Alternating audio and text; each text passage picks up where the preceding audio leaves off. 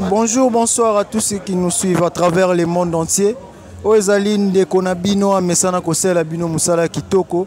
Lelo tokwei na mabele ya Yolo, toena Yolo, toeko tala de Konabiso 10 à match. Balobi donc esprit wenge toujours. Toeko tala 10 à match na en pleine répétition, na spéciale répétition ya 10 à match. Yango toeko assister na événement oyo parce que yara mbala mingi te quoi. Balobi répétition auto tala ngon façon ni ne kolekela ndenge ni na kopesa makambu po to yebi idéologie wenge ndenge ya la bana wera son bakoko bango bando bima donc musala toujours mwana ya Fabregas maestro to eko assister na espace moko kitoko Yustra donc yango to eko assister totala de quoi il est capable pour ko oser ndenge a oser bongo ndenge a oser ko kende ko sala makambu na ye ko sala orchestre na ye a évolué na carrière solo c'est pas facile, c'est pas donné à tout le monde, donc il faut zala na camp, faut zala na audace ya ko oser donc ndenge munde ko na biso a oser yango to ko assister tozo kota na kati totala ndenge nini ekolekela a passant nazo profiter ko saluer ma maman chérie, ma maman d'amour, maman Hortense na place azali na PC Mbote Hortense Mokenenge, ma grande sœur Sagesse Ilanga et mon papa bien-aimé Kwaku Vantoto. J'ai pas beaucoup à dire, bolanda na kati ndenge nini eza kolekela.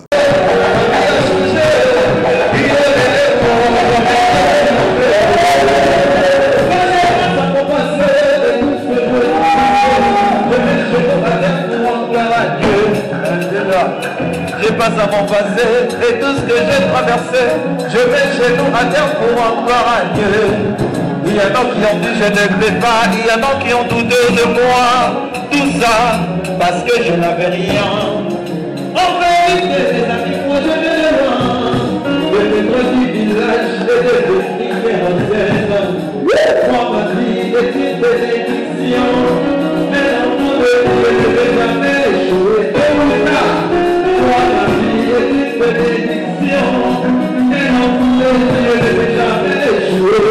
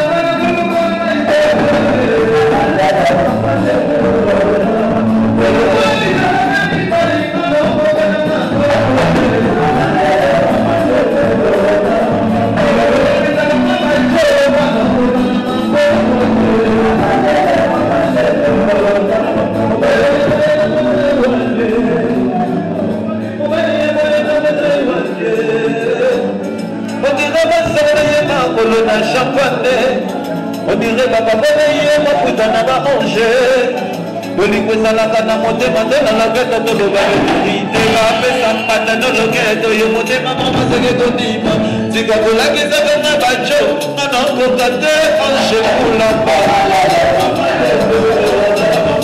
alema sipaye kamaye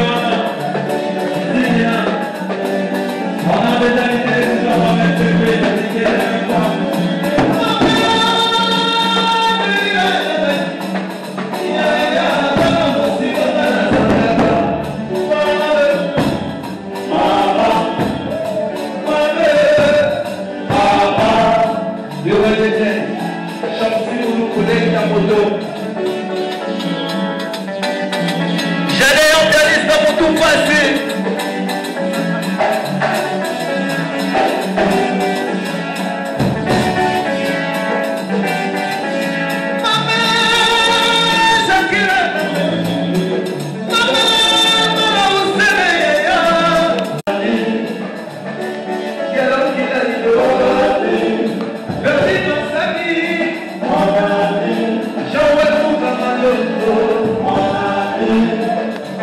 Yeah, yeah.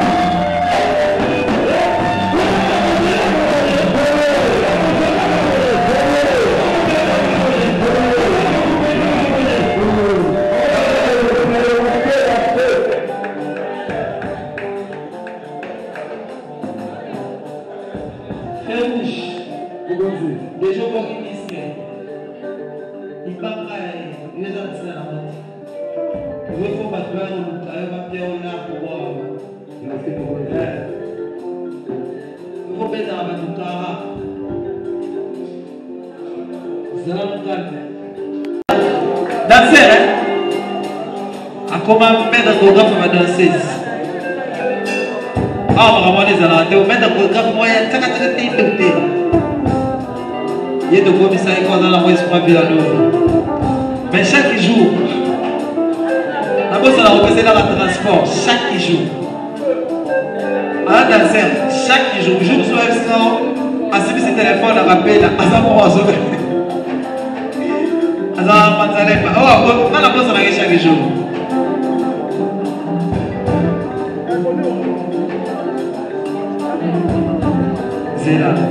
Continue comme ça, là, si quoi, Tozana est moko pembeni, les 10 à match, donc Moussa les autres continuer. Tu n'es pas les 10 à match, tu as assisté à une répétition spéciale.